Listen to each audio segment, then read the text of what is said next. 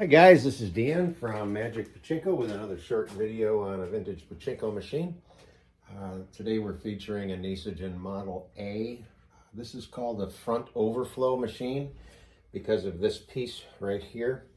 When the balls start to accumulate in here and the player wants to drop them down and push back on this white lever, they'll flow down through this piece and empty directly down into the tray. Later years, that was done internally, so this piece just wasn't even there. They would go through the inside of the machine and then come out down here directly. So now they fall, they drop. Okay, it's just called a front overflow. Got a nice little window in here for watching the loading of the balls. There's a window over here for watching the seesaw tip, not the seesaw, the jackpot. Not sure of the year, probably 71, 72, somewhere in that area. The inspection sticker there is pretty well shot. Did a full restoration on it. The play field was very, very faded to the point where the pinks and the reds were just gone, which is very typical of the play fields. For some reason, the red dyes that they used just did not stand up to the test of time. Did a little bit of painting up in here. These pay pockets here, originally there were 2 green and 2 red. Unfortunately, the red ones, rather than having the nails driven through them, had the little flanges on the sides and little nails. And this machine, for whatever reason, the plastic on this machine got really brittle. And when it gets brittle, you have a hard time prying on it without breaking it. And unfortunately, the 2 red ones, the side pieces just disintegrated. So fortunately, I had 2 more of these that match. So I just put 4 of the green ones on to match it back up, redid the silver, put the green crown stickers on it to match the overall motif, and the green, and this is called Butterflies. I'm pretty sure it's a 72 if I remember right. So it's interesting to see the way the colors fade. Unfortunately, I didn't take a picture of this earlier, but when you take this part off here, and you see the plastic behind it, it's a completely different color. I mean, it's close to this green, but it's amazing the way that the colors change over 50 years. So again, full restoration. Got it looking nice. Some of the tin parts, will clean up all just fine, but some of them get kind of crusty. So I do some sanding and finishing work on them, and usually the ones that are, I call it crusty, I'll give them a coat of the black paint, the flat black paint, or the gloss black paint. So you've got an anti-theft strip down here. This is just one of the covers. There's a couple of covers internally. There's one here. Those all get painted black so that they won't rust again. This is a little on the squeaky side. It's an old tin part. It's just the way it is. So sometimes you got to wiggle this a little bit to get the balls to flow, but everything is set up pretty good. Put new lights in it. This is another thing that really surprised me is the leaf switches. The leaf switch body is usually a very soft plastic because a lot of times I cut them and bend them to be able to get at the wiring. And again, these, even when I was mounting them, they just disintegrated. So there should be more of the body over on this side, and it just disintegrated. But suffice to say that they work just fine, even though the whole body isn't there.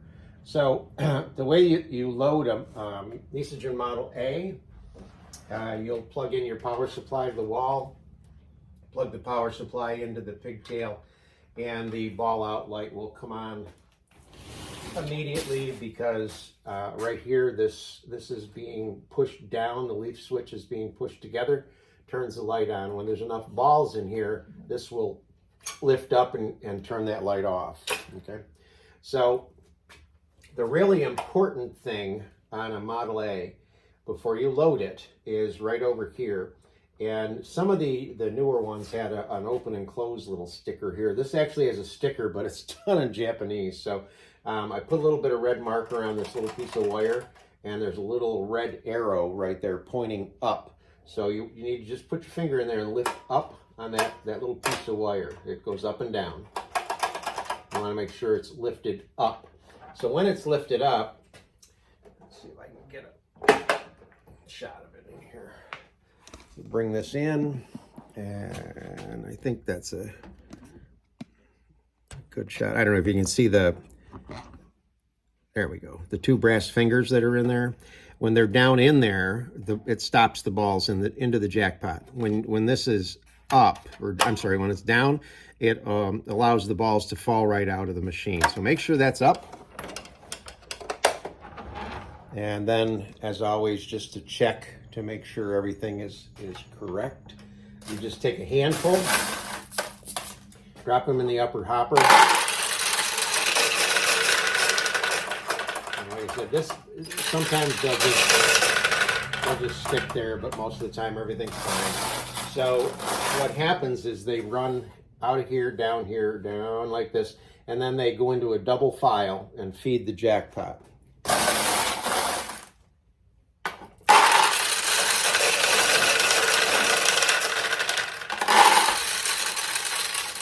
Okay.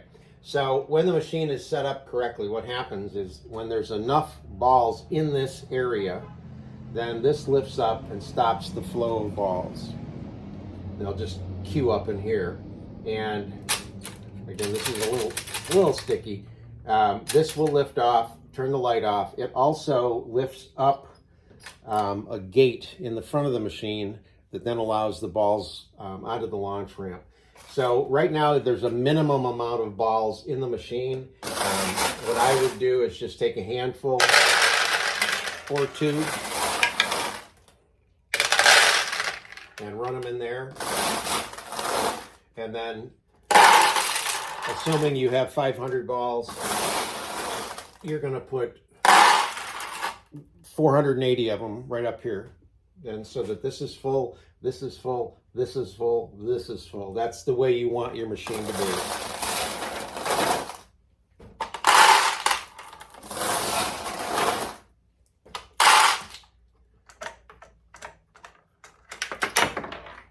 Right. Now, there is one thing on a Nishijin Model A recycler.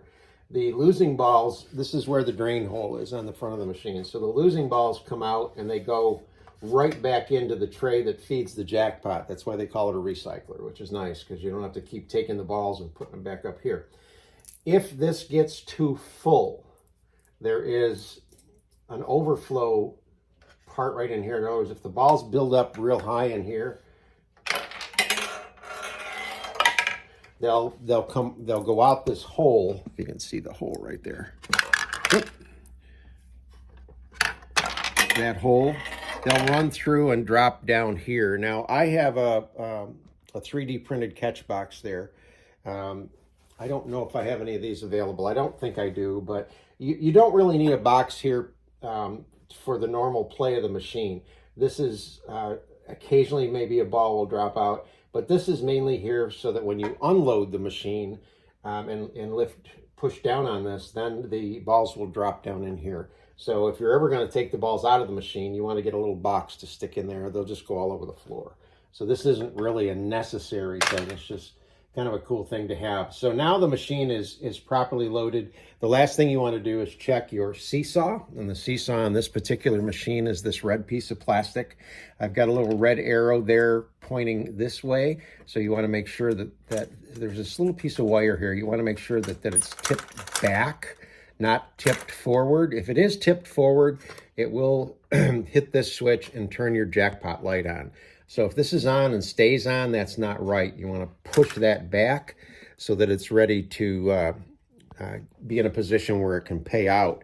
So what happens with these guys is any ball that goes into the machine gets captured within the confines of this piece of plastic. They roll down a ramp into the seesaw.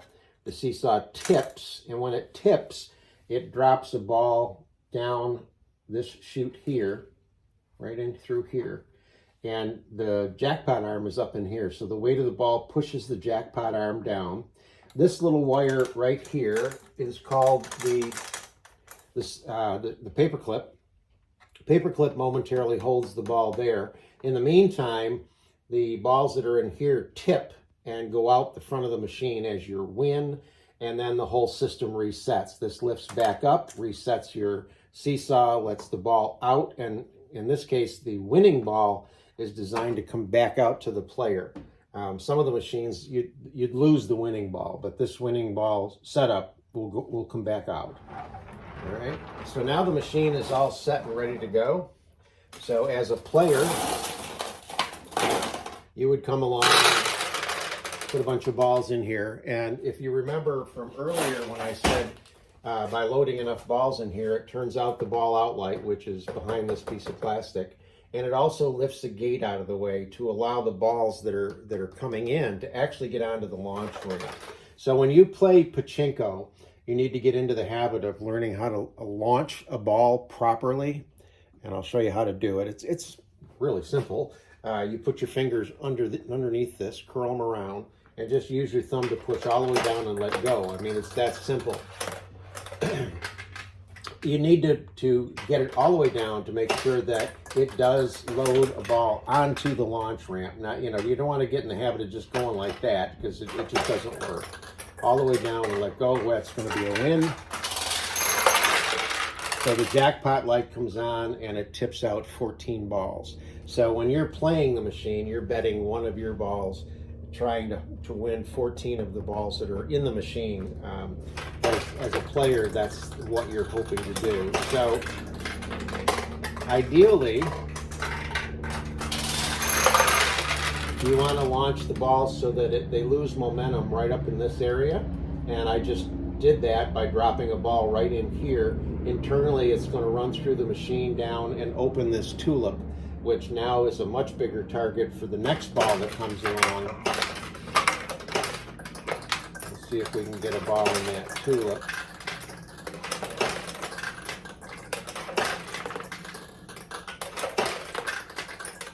Now you can launch balls there. Oh, it rolled across. It didn't drop in.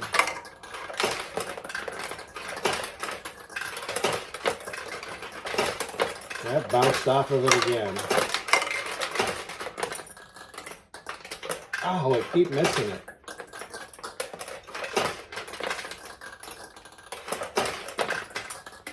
There we go. Now what happened that time is it went in here. This orange piece will move and allow it. Now both tulips are open, so there we go. Oh, I got it in both. So again, the 14 come out. The winning balls that you played, in other words, I had 5 wins, they come back to you as a player. So that's the 71-72 Nishijin Model A Recycler. Hope you like it.